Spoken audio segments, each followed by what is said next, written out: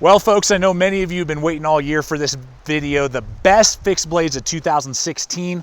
These are the best blades that I feel we've reviewed this year, and we've done some awesome fixed blades, seen a lot of cool stuff on the market. So I'm really excited to show you what we got and what for me is like the cream of the crop. Some are just some customizations that we did of older designs and or redesigns that companies have released, as well as just brand new stuff to the market. So let's go ahead, dive into the best fixed blades of 2016.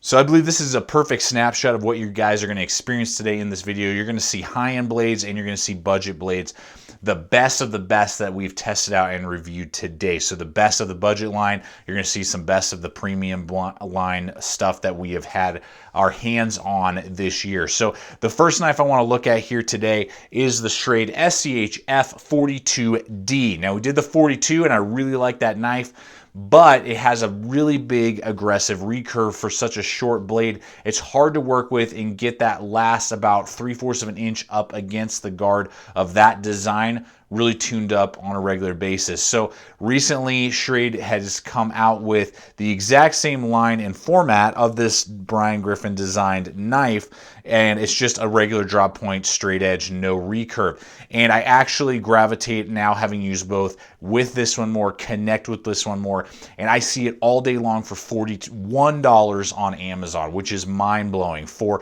$10.95 steel, you're getting a leather sheath, you're getting Gravry style handle scales, and you're getting a nice titanium style coating, much better than what you'll find on $80 K-bars. The coating that they've decided to go with on here, 90-degree spine, full flat grind. The knife is, for the price point, insane. Again, $10.95. It is Taiwanese produced, but Taiwan has a much higher, everything that I've always seen out of Taiwan, a much higher quality control level than stuff out of China. Totally different, you know, and China is a communist country and Taiwan is not. So just kind of think about that. And the one downside I would say to this knife are the Gravry handle scales. They are rather slick and they tend to be not centered quite right.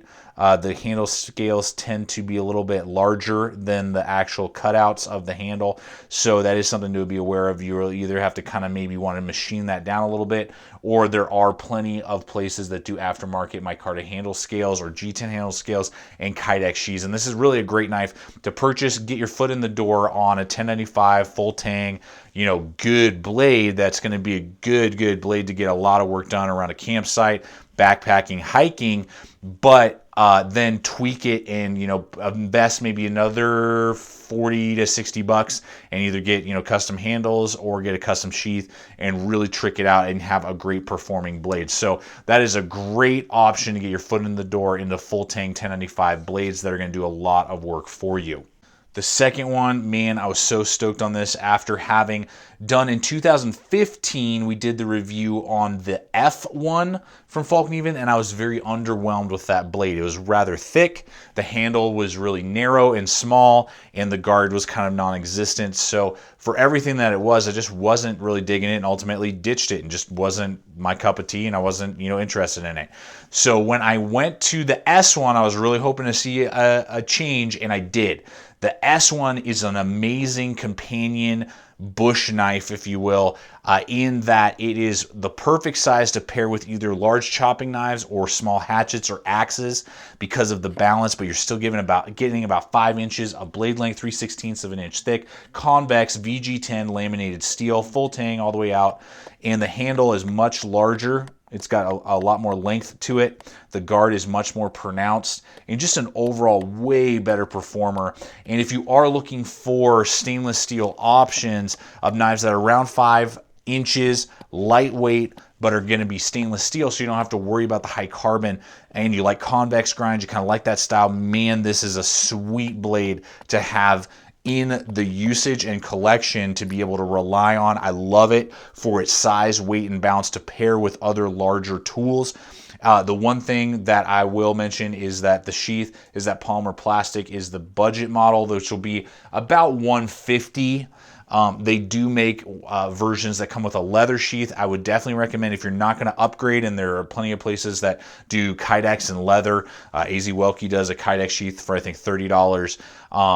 if you don't want to upgrade and hassle with that, just go with the leather sheath. In my opinion, it's a nice dangle leather sheath from everything that I've seen, and I'm just not a big fan of the polymer plastic one that you see here. So guys, this is the kind of the kickoff, if you will. Let's continue on with some of the best blades for 2016.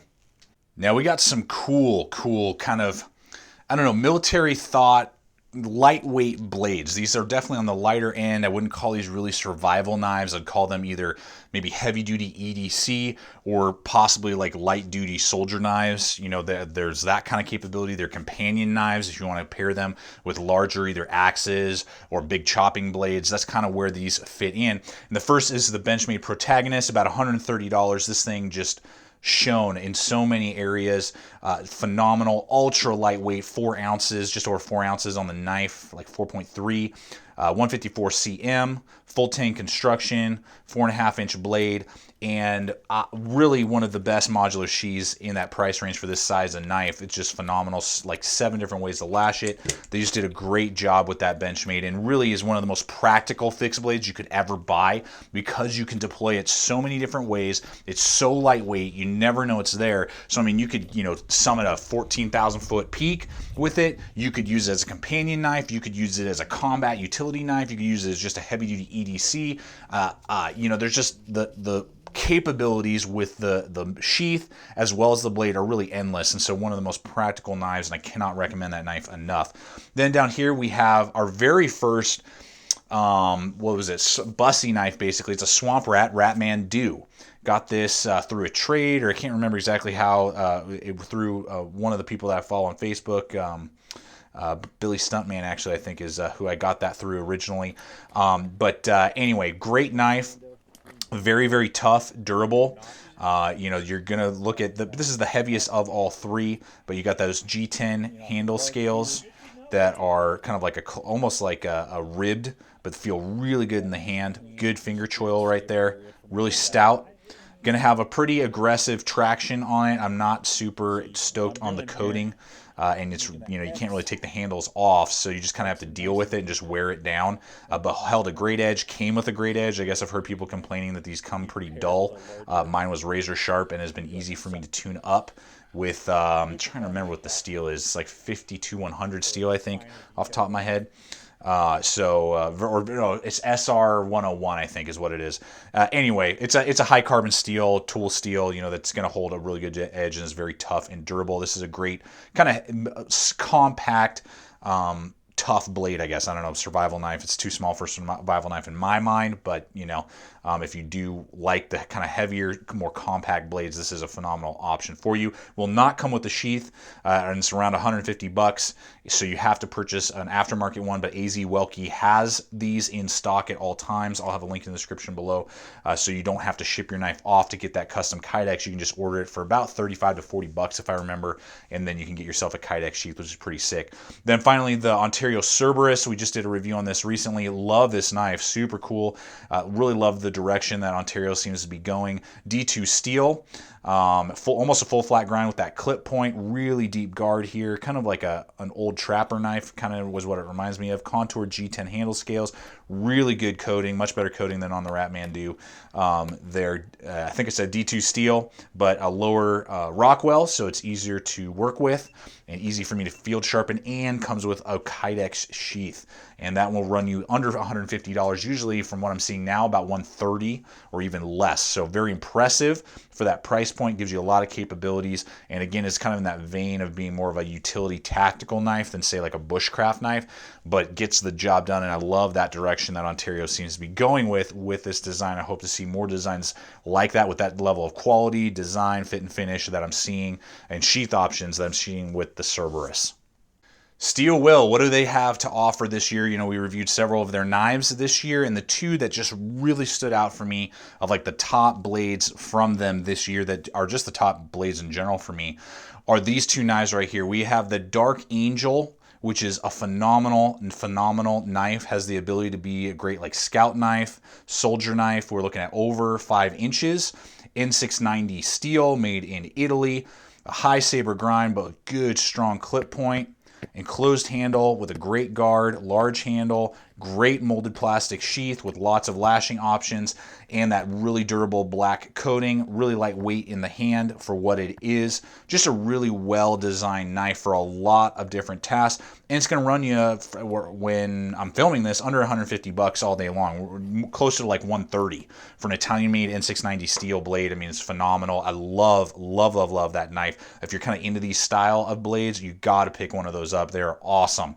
And then down here, because of just value to performance, now, again, prices always vary, but for about 50 bucks is when I did the original review on this. The Druid 205, you know, it's Chinese-made 9CR18 MOV steel, similar to most 440Cs that you would find out there on the market. You know, similar, I would say comparable to a lot of AUS 8, good quality AUS 8 from like Cold Steel or SOG. But you get a great handle here, good ergonomics, good spine, saber grind. You get about 4-inch blade there, 0.14 on the thickness, ultra lightweight, and a good leather sheath for about the $50 price point. And in my mind, really competes heavily with the Falcon F1 at about half that price. Very competitive in the overall capabilities of the knife. So these two really stood out for me this year from Steel Will. From Tops, you know, we love Tops over here. They, for the most part, make some phenomenal designs that just really connect with me, and I know with a lot of you. And the two this year that really stood out for me was, first off, the now smooth-handled Silent Hero. You know, I love the Silent Hero. It's just such a fantastic design for a mid-weight survival knife. We got 1095 steel, a good weight around 12 ounces. You know, you got that saber grind, a high saber grind. You got the dual lanyard attachments, so you have lots of different lashing options for your lanyards as well as for like making spears and all that type of stuff. A good leather sheath that has kind of a quirky flap to it. I would have liked to see Kydex over the leather, but a very high-quality built leather sheath. Just really well done, but the one hang-up was always the Rocky Mountain tread was a little bit abrasive and just not what everyone's looking for, including myself. So they finally this year came out with smooth handles, and it really kicked it up a notch on the level of just comfortability and fun factor in the blade. And it's just a great, fantastic midweight survival knife. And then down here we have the Desert Nomad that came out this year. This is a sweet blade. One of the reasons is because it's 440C, cryogenic retreated. I love 440C when it's done right, and Tops knows how to do it right with that cryo treatment. It's going to hold a great edge. It's really tough and durable, great rust resistance, and is rather easy to work with out in the field to resharpen. And this one kind of hits that old school, you know, World War II K-bars and Camillus knives, but then giving it a new modern twist with giving it, I believe, more capabilities. So you still get that, you know, clip point design, you still get that really good, you know, combat style blade, but now they have a designated finger choil, you know, now, and there's that top guard here, but you can still, you know, work with it. So you still get that combat feel to it and that kind of stick, you know, feel, but instead of it being an enclosed partial tang, it's a fully exposed tang with G10 handle scales and a really well-designed sheath that was, I think, tweaked because of the issues that we had with the Silent Hero, so that the flap goes over the top of the guard instead of the bottom of the guard, and makes it easier to nick. So, I mean, just a really cool blade. Very formidable, very similar in performance capabilities. These knives could do very similar things overall, but this one, the Desert Nomad, will definitely have more of a combat feel to it. So those of you who like combat style knives, field knives, you'll really connect with the Desert Nomad, and just really stood out from the crowd this year in the Tops knives that we checked out. We got two oldies but goodies here because we recently redid this year reviews on both of these knives. I reviewed these in the past, the original BK9 and the whole tweener series from Becker about 2, maybe 3 years ago. But this year I decided to do some customs and also test out and loved the kind of slight tweaking that K-Bar has done recently in their Becker line with some of their blades. With their, they put a 3 before the number now, so instead of it being the Becker BK9, it's a Becker BK39, which means they remove that black kind of sucky black traction coating and they put on this clear coating. They do a laser engraving, and then they come with a different color sheath and green handle scales, which is really ridiculous, and that is silly. But it's a great format to build an ultimate Becker. I love it. I love the clear coat on this. I love the color combinations. I did LMF handle scales on this thing, and then I did a phenomenal sheath. I love this sheath just so much from Red Feather Gear.